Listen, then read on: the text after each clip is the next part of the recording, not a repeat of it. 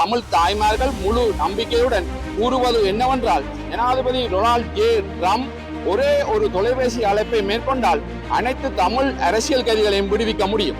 உள்நாட்டு போரின் போது அதற்கு பின்னரும் இலங்கை ஆயுதப்படைகளால் வலுக்கட்டாயமாக காணாமலாக்கப்பட்ட தங்கள் அன்புக்குரியவர்களுக்கு உண்மை மற்றும் நீதி கோரி 3000 நாட்களாக அரசியல் ஆதாயத்துக்காக அல்ல, மாறாக எங்கள் மகன்கள் மற்றும் மகள்களுக்கு நடந்தது என்பதை அறியும் உரிமைக்காக வெயிலிலும் புயலிலும் நாங்கள் இங்கே நின்றுள்ளோம்.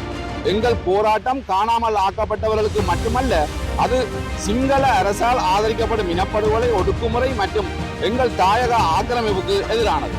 இந்த அமைதி மற்றும் அநீதியின் சங்கிலியை உடைக்க சர்வதேச சமூகம், குறிப்பாக அமெரிக்கா மற்றும் ஐரோப்பிய ஒன்றியம் மட்டுமே எங்களுக்கு உதவ முடியும் என்று நாங்கள் நம்புகிறோம்.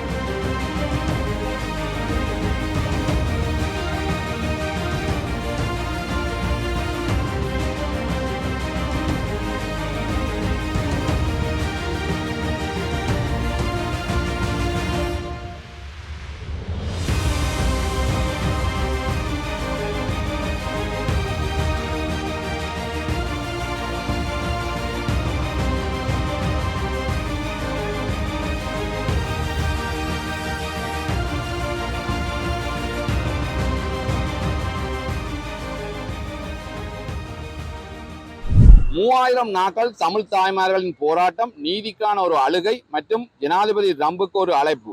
வவுனியா, இலங்கை, மே 7, 2025 இன்று வவுனியா நீதிமன்றத்துக்கு முன் தமிழ் தாய்மார்கள் மற்றும் குடும்பத்தினர் நடத்திய தொடர்ச்சியான போராட்டத்தின் 3000வது நாளை குறிக்கிறது. உள்நாட்டு போரின் போது அதற்கு பின்னரும் இலங்கை ஆயுதப்படைகளால் வலுக்கட்டாயமாக காணாமலாக்கப்பட்ட தங்கள் அன்புக்குரியவர்களுக்கு உண்மை மற்றும் நீதி கோரி 3000 நாட்களாக அரசியல் ஆதாயத்துக்காக அல்ல, மாறாக எங்கள் மகன்கள் மற்றும் மகள்களுக்கு நடந்தது என்பதை அறியும் உரிமைக்காக வெயிலிலும் புயலிலும் நாங்கள் இங்கே நின்றுள்ளோம். எங்கள் போராட்டம் காணாமல் ஆக்கப்பட்டவர்களுக்கு மட்டுமல்ல, அது சிங்கள அரசால் ஆதரிக்கப்படும் இனப்படுகொலை, ஒடுக்குமுறை மற்றும் எங்கள் தாயக ஆக்கிரமிப்புக்கு எதிரானது. இந்த அமைதி மற்றும் அநீதியின் சங்கிலியை உடைக்க சர்வதேச சமூகம், குறிப்பாக அமெரிக்கா மற்றும் ஐரோப்பிய ஒன்றியம் மட்டுமே எங்களுக்கு உதவ முடியும் என்று நாங்கள் நம்புகிறோம். தமிழ் தாய்மார்கள் முழு நம்பிக்கையுடன் கூறுவது என்னவென்றால், ஜனாதிபதி டொனால்ட் ஜே ட்ரம்ப் ஒரே ஒரு தொலைபேசி அழைப்பை மேற்கொண்டால் அனைத்து தமிழ் அரசியல் கைதிகளையும் விடுவிக்க முடியும். காணாமல் ஆக்கப்பட்ட நமது குழந்தைகளின் தலைவிதியை அவர் வெளிக்கொணர முடியும். எல்லாவற்றுக்கும் மேலாக அவரது தலைமையின் மூலம் 7 தசாப்தங்களுக்கு மேலாக மறக்கப்பட்ட தமிழ் இறையாண்மையை மீட்டெடுக்க அவர் நமக்கு உதவ முடியும். இத்தகைய வரலாற்று நடவடிக்கையை கௌரவிக்கும் விதமாக தமிழ் தாய்மார்கள் முன்மொழிந்துள்ளனர். அவரது ஆதரவுக்கு நன்றி தெரிவிக்கும் விதமாக திருவோணமலையில் ஜனாதிபதி ட்ரம்பின் சிலையை அமைப்பது, 3 இலக்குகளும் அடையப்பட்டால் தமிழர் துன்பத்தை முடிவுக்கு கொண்டு வருவதில் அவரது பங்கை நினைவு கூறும் வகையில் ஜனாதிபதி ட்ரம்ப் மற்றும் முதல் பெண்மணி மெலனியா ட்ரம்பின் சிலைகளுடன் கூடிய நெடுந்தீவை ட்ரம் தீவு என்று மறுபெயரிட தமிழர்கள் தயாராக உள்ளனர்.